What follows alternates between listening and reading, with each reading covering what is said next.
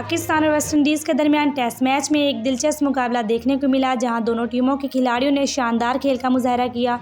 तो आइए इस दिलचस्प मुकाबले की मुकम्मल सूरत-ए-हाल जानने के लिए हमारी वीडियो आखिर तक ज़रूर देखिएगा। मैच के दौरान पाकिस्तानी बॉलर्स ने इब्तिदा में वेस्ट इंडियन बैटर्स में दबाव बनाने की कोशिश की, जबकि वेस्ट इंडीज़ के बैटर्स ने भी पाकिस्तानी बॉलिंग का भरपूर मुकाबला किया।